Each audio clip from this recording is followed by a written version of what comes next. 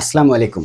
YouTube কত ভিউজে কত টাকা দেয়, কত ভিউজে কত ডলার দেয়। ইউটিউব হচ্ছে একটা ভিডিও শেয়ারিং প্ল্যাটফর্ম। আসলে নির্দিষ্ট ভিউজের উপর নির্ভর করে বা একটা চ্যানেলের নির্দিষ্ট ক্যাটেগরি বা কতগুলো সাবস্ক্রাইবার তার উপর ভিত্তি করে কখনোই এটা সরাসরি একদম ফিক্সড বলা যায় না যে ওই চ্যানেলটার আসলে ইনকাম কেমন। এই চ্যানেলটার ইনকাম দেখতে হলে বা বুঝতে হলে আমাদের যে বিষয়গুলো লক্ষ্য করতে হবে এবং ইউটিউব থেকে আসলে ইনকামটা কেমন এই বিষয়ে পরিষ্কার একটা ধারণার জন্য আমাদের যে বিষয়গুলো জানতে হবে বা শিখতে হবে সেই বিষয়গুলো নিয়ে আমরা আজকে কথা বলবো। আমাদের সম্পূর্ণ আলোচনাটি মনোযোগ দিয়ে শুনলে আজকে আমরা সবাই বুঝতে পারবো যে আসলে ইউটিউব থেকে কেমন ইনকাম করা সম্ভব এবং ইউটিউবের ইনকামটা আসলে কেমন। ইউটিউবের ইনকাম দেশ বা অঞ্চল ভেদে, বিজ্ঞাপন ভেদে, বিজ্ঞাপন হচ্ছে অ্যাডভার্টাইজমেন্ট, অ্যাড সংক্ষেপে আমরা বলি অ্যাড। এই যে অ্যাডটা, এই অ্যাডের যে একটা ধরন, অ্যাডটা কিরকম, কোন বিষয়ে, কোন টপিকে, এই যে অ্যাড ভেদে, বিজ্ঞাপন ভেদে এই ইউটিউবের ইনকামটা আলাদা আলাদা আছে। এরপর কন্টেন্টের ধরন ভেদে, কন্টেন্ট বলতে সেটা ভিডিও টপিক বা কোনো পোস্ট, সেটা আসলে কোন টাইপের, কি বিষয় নিয়ে, সেই ধরন ভেদে এই ইনকামটা পরিবর্তিত হয়। চ্যানেলের ক্যাটেগরি ভেদে, ইউটিউবের যে চ্যানেল থাকে এই চ্যানেলটা আসলে কোন ক্যাটেগরি নিয়ে কাজ করে। ইউটিউবে সাধারণত যে কোনো একটা ক্যাটেগরিকে মেইনলি ফোকাস করে সেই ক্যাটেগরির উপরে ধারাবাহিকভাবে নিয়মিত কন্টেন্ট আপলোড করা হয় ইউটিউব চ্যানেলে। এই যে এই কন্টেন্টের ক্যাটেগরি উপর ভিত্তি করে চ্যানেলটা আসলে ম্যাক্সিমাম কন্টেন্ট আসলে কোন ক্যাটেগরির হচ্ছে তার উপর চ্যানেলের ক্যাটেগরি নির্ভর করে এবং চ্যানেলের ক্যাটেগরির উপর ভিত্তি করেও সেই চ্যানেলে অ্যাডভার্টাইজমেন্ট কিরকম আসবে এবং কিরকম ইনকাম হবে, আর্নিং কেমন হবে সেটা নির্ভর করে। এই জন্য চ্যানেলের ক্যাটেগরি ভেদেও এই ইনকামটা ভিন্ন হতে পারে এবং ইত্যাদি বিভিন্ন বৈচিত্র্যের কারণে বিভিন্ন রকম হয়। এরপর আরেকটা বিষয় যেটা আমাদের জানতে হবে, ইউটিউব থেকে কিভাবে আয় করা সম্ভব এবং ইউটিউবের আয় দিয়ে কেমনে কি করা সম্ভব, ইউটিউবের আয়টা আসলে কিভাবে হয়, কোন কোন মাধ্যম থেকে ইউটিউবের আর্নিংটা আসে, সেটা জানতে হলে আমরা পরের স্টেপে কথা বলি। ইউটিউব চ্যানেলে ভিডিওর পাশাপাশি আমরা অনেকেই মনে করি যে ইউটিউবে ভিডিও আপলোড দেওয়ার মাধ্যমে শুধু ইনকাম করা হয়, কিন্তু এই ধারণাটা পুরোপুরি সঠিক নয়। ইউটিউবে ভিডিও আপলোডের বাইরেও ইউটিউব চ্যানেলে আরো বিভিন্ন মাধ্যমে আয় করা সম্ভব। শুধুমাত্র ভিডিও আপলোডের মাধ্যমেই না বা শুধুমাত্র ভিডিওর ভিউজের মাধ্যমেই না, এছাড়াও আরো বিভিন্ন ভাবে ইউটিউব থেকে আর্নিং করা সম্ভব, টাকা ইনকাম করা সম্ভব। ইউটিউব চ্যানেলে ভিডিওর পাশাপাশি অ্যাফিলিয়েট মার্কেটিং এর মাধ্যমে আয় করা যায়। অ্যাফিলিয়েট মার্কেটিংটা হচ্ছে যে কোনো একটা কোম্পানি বা বড় বড় বিজনেস প্ল্যাটফর্মের তাদের যে পণ্যগুলো সেগুলোকে অনলাইনের মাধ্যমে, অনলাইনে আমাদের চ্যানেলের মাধ্যমে বা আমাদের ভিডিওর মাধ্যমে সেই পণ্যগুলোকে ট্যাগ করার মাধ্যমে বা অ্যাড করার মাধ্যমে সেই পণ্যটা যদি বিক্রি করা হয় এবং আমাদের সাহায্যে, আমাদের হেল্প নিয়ে যদি ওই নির্দিষ্ট কোম্পানিটা যদি ওই পণ্যটা বিক্রি করতে পারে, তাহলে আমরা ওই নির্দিষ্ট একটা কমিশন তাদের কাছ থেকে পাই। এই যে নির্দিষ্ট একটা কমিশনটা দেওয়া হয়, এই কমিশনের মাধ্যমে আমাদেরও আর্নিং হয় এবং ওই নির্দিষ্ট একটা কোম্পানি তাদেরও বিভিন্ন প্রোডাক্ট সেলস বেড়ে যায়। এই কারণে তাদেরও লাভ, আমাদেরও লাভ, আমরা একে অপরের সম্পূরক, পরিপূরক। সো এখন বিষয়টা খেয়াল করি, স্পন্সরশিপের মাধ্যমেও ইউটিউব থেকে ইনকাম করা যায়। স্পন্সরশিপ কি? নির্দিষ্ট একটা কোম্পানি বা নির্দিষ্ট কোনো বড় বড় কোনো অর্গানাইজেশনের সাথে আমরা যে কথা বলে নির্দিষ্ট একটা টাকার মাধ্যমে নির্দিষ্ট একটা প্রোডাক্টকে বা একাধিক প্রোডাক্টকে কোনো কোম্পানি যখন ইউটিউবারদের দ্বারা প্রমোট করে তখন সেটাকে আমরা স্পন্সরশিপ বলি এবং এই স্পন্সরশিপ থেকেও ইউটিউব থেকে বিপুল পরিমাণ অর্থ আয় করা সম্ভব। এরপর আসি মেম্বারশিপ। মেম্বারশিপটা হচ্ছে যে ইউটিউব চ্যানেলের কিছু নির্দিষ্ট মেম্বার থাকবে, তারা নির্দিষ্ট পরিমাণ টাকা দিয়ে, নির্দিষ্ট অর্থ দিয়ে আমাদের চ্যানেলে জয়েন করবে এবং সেই চ্যানেলে live video, shorts video, long video বা যে কোনো কিছু, যে কোনো কন্টেন্ট, সেটাকে মেম্বার্স অনলি যে সেটিংসটা আছে, মেম্বার্স অনলির মাধ্যমে যে কন্টেন্টগুলোকে নিয়ন্ত্রণ করা হয়, অনলি সেই মেম্বারগুলোই দেখতে পারবে সেই কন্টেন্টগুলো। এবং মেম্বারশিপ নিলে যে নির্দিষ্ট কিছু কন্টেন্ট যেটা আসলে পাবলিকলি বা আনলিস্টেড ভাবে কাউকে কেউ দেখাতে চায় না, যারা টাকা দিয়ে জয়েন করবে তাদের জন্য এই সুযোগ সুবিধাটা রাখা হয়, সেটা হচ্ছে মেম্বারশিপ। এবং এই মেম্বারশিপের মাধ্যমেও ইউটিউব থেকে টাকা ইনকাম করা যায়। এবার আসি পার্টনারশিপ। পার্টনারশিপ হচ্ছে অন্য কোনো ইউটিউবার বা বড় বড় কোম্পানি তাদের বিভিন্ন কন্টেন্টের সাথে বা তাদের বিভিন্ন প্রোডাক্টের সাথে আমাদের নিজস্ব চ্যানেলের বিভিন্ন কন্টেন্ট বা প্রোডাক্টের যে একটা মিল করে বা একটা দুইজন মিলে একটা সামঞ্জস্য রেখে যে কাজ করা হয়, এটাকে ন্যাচারালি পার্টনারশিপ বলা হয়। তবে পার্টনারশিপ সম্পর্কে আমি বিস্তারিত ওইভাবে অতটা বুঝি না, যতটুকু সামগ্রিক ধারণা আছে সেটাই বললাম। এবং সুপার থ্যাঙ্কস, সুপার স্টিকার ইত্যাদির মাধ্যমে, সুপার চ্যাট ইত্যাদির মাধ্যমে ইউটিউব থেকে আর্ন করা যায়। একজন ইউটিউবার যখন কোনো ভিডিও আপলোড করে বা কোনো লাইভে যায়, সরাসরি অডিয়েন্সের সাথে যুক্ত হয়, তখন তাকে তার অডিয়েন্সরা ভালোবেসে সরাসরি ডলার বা সুপার স্টিকার, সুপার থ্যাঙ্কস এগুলো দিতে পারে। এগুলো ডলার দিয়ে কিনে নিয়ে দিতে হয়, অথবা সরাসরি ডলার এখানে সেট করে সেই ডলার দিতে পারে। নির্দিষ্ট পরিমাণ অ্যামাউন্টে বা হিউজ পরিমাণ অ্যামাউন্টে তারা থ্যাঙ্কস বা গিফট পাঠাতে পারে ইউটিউবারকে সরাসরি। যেমন পৃথিবীর বর্তমান বিশ্বে সবচেয়ে বড় ইউটিউবার হচ্ছে মিস্টার বিস্ট। উনি বিশ্বের সবচেয়ে বড় ইউটিউবার। তিনি যদি কখনো লাইভে আসে বা তার অনেক ভিডিওতে তাকে অনেকেই সুপার স্টিকার, সুপার থ্যাঙ্কস বা সুপার চ্যাট এই সব বা তাদের মেম্বার্সরা তাকে সরাসরি বিভিন্ন ডলার বা বিভিন্ন ধরনের গিফট প্রদান করে, যেগুলো অনেক মূল্যবান আর কি। সো এটা হচ্ছে এই super sticker, super thanks, super চ্যাটের অংশ। এখান থেকেও আর্ন করা যায়। এটা কিন্তু অ্যাডের মাধ্যমে, বিজ্ঞাপনের মাধ্যমে বা ভিউজের মাধ্যমে না, এটা কিন্তু আলাদা একটা বিষয়। এবার আসি শপিং। শপিং শপিং ফিচার আছে ইউটিউবে। শপিংটা হচ্ছে আমরা আমাদের নিজস্ব কোনো স্টোরকে, নিজস্ব কোনো অনলাইন শপকে ইউটিউব চ্যানেলের মাধ্যমে অ্যাড করে সেটা প্রত্যেকটা ভিডিওতেও অ্যাড করে দিতে পারবো। আবার চাইলে সেটাকে চ্যানেলে আলাদাভাবে স্টোর ট্যাবে রেখে দিতে পারবো। সেখান থেকে অনলাইনের মাধ্যমে ক্রেতারা এগুলো কিনতে পারবে এবং সেখান থেকে যে সেল হবে সেই টাকাটাও ইউটিউবারদের নিজের পকেটে যাবে। এই আর্নিংটাও ইউটিউবারদের হবে। শপিং এর মাধ্যমে ইউটিউব থেকে আয় করা সম্ভব। এছাড়াও শপিং ছাড়াও আরো বিভিন্ন ভাবে ইউটিউব থেকে আয় করা যায়। সো আমরা যেটা বুঝতে পারলাম যে ইউটিউব এমন একটা প্ল্যাটফর্ম যেখান থেকে বিভিন্ন মাধ্যমে আর্ন করা সম্ভব, আয় করা সম্ভব। ইউটিউবের ইনকাম সোর্স শুধুমাত্র একটি বা দুটি নয়, অনেকগুলো ইনকাম সোর্স আছে। এবার আসি সরাসরি ভিউজের মাধ্যমে বা অ্যাডের মাধ্যমে যে ইউটিউব থেকে ইনকামটা হয়, অর্থাৎ ভিডিও আপলোড করা, কন্টেন্ট আপলোড করার মাধ্যমে অ্যাডের মাধ্যমে যে আর্নিংটা হয়, সেটা নিয়ে আমরা একটা ক্লিয়ার একটা ধারণা বলি যে সর্বনিম্ন থেকে সর্বোচ্চ সেটার আয়টা কেমন সেটা।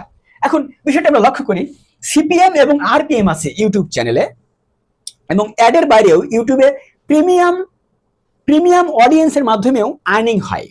ইউটিউবে আমরা খেয়াল করলে দেখতে পারবো যে কিছু সেটিংস আছে বা কিছু অপশন আছে, সেখানে কখনো অ্যাড দেখানো হবে না।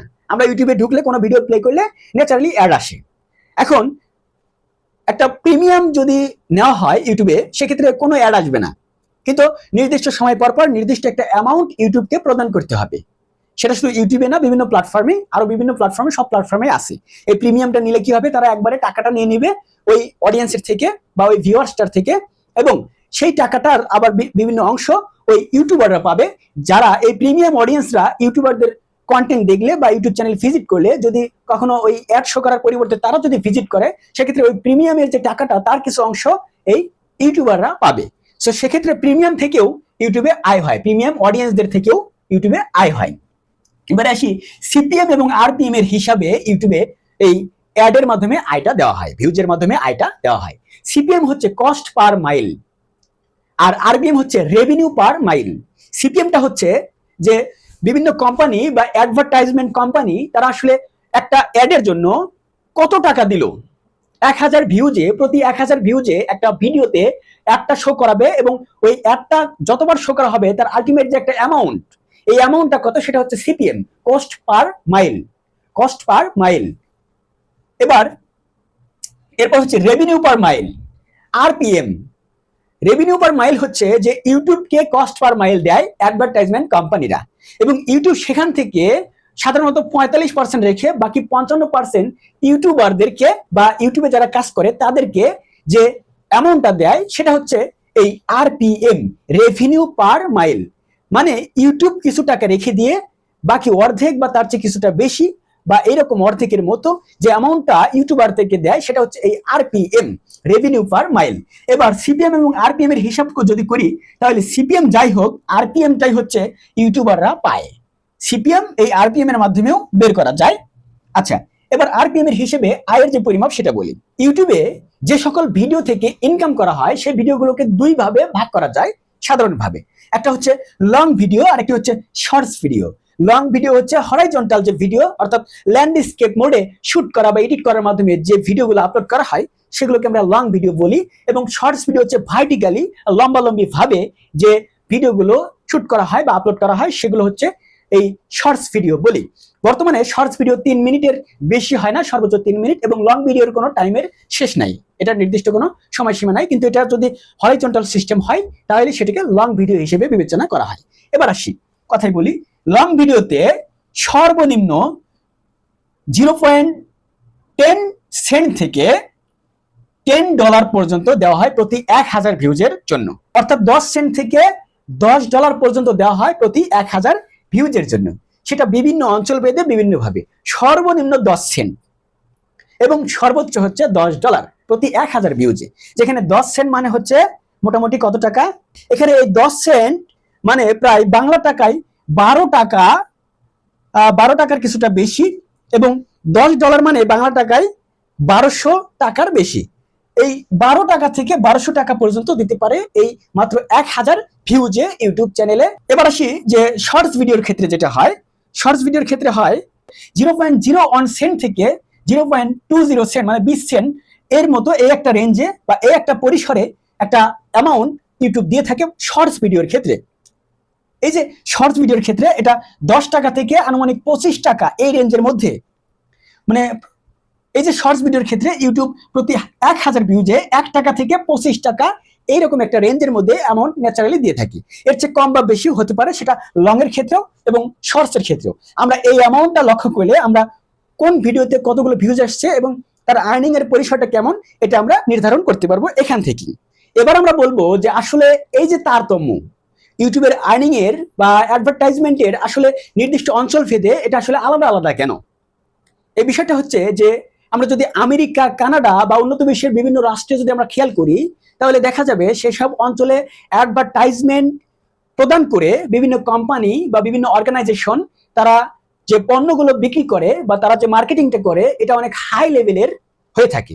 যেমন তারা অ্যাডের মাধ্যমে যে পণ্যগুলো দেয় তার ম্যাক্সিমামই অনলাইনে অথবা ওই ইউটিউব চ্যানেলে ওই অ্যাডের মাধ্যম থেকেই সেটা বিক্রি হয় এবং তারা এই অ্যাডের মাধ্যমে অধিক সংখ্যক বেচা কেনা করতে পারে, তাদের লাভটা বেশি হয়। এবং আমাদের এই ইন্ডিয়াতে, বাংলাদেশে বা এই রকম আমাদের যেসব অঞ্চলে এই অ্যাডের মাধ্যমে, বিজ্ঞাপনের মাধ্যমে বিক্রিটা কম হয়, সেসব অঞ্চলে অ্যাডটার পেছনে আসলে অ্যাডভার্টাইজমেন্ট কোম্পানি বা অর্গানাইজেশন তুলনামূলক কম টাকা খরচ করে এবং এই অ্যাডগুলোর পেছনে কম টাকা ইনভেস্ট করার কারণে এই অ্যাডগুলো থেকে ইনকামটা কম আসে। যুক্তরাষ্ট্র, কানাডা, ইংল্যান্ড বা এরকম আরো যে সকল উন্নত বিশ্ব আছে তাদের ক্ষেত্রে দেখা যায় যে অনলাইন থেকে কেনা বেচাটা বেশি হয়, তাদের অ্যাডের কার্যকারিতা বেশি, তারা অ্যাডের পেছনে যে টাকা খরচ করে সেই টাকাটাই তারা লাভজনক হিসেবে কাজে লাগাতে পারে। কিন্তু আমাদের এই সব অঞ্চলে দেখা যায় যে অ্যাডটা ওইভাবে কাজে লাগে না বা অ্যাড থেকে অতটা কেনা বেচা হয় না, যে কারণে অ্যাডের ইনকামটা অনেকটাই কম। এখানে আমরা লক্ষ্য করে দেখবো আনুমানিক 100 গুণের কম বেশি আছে।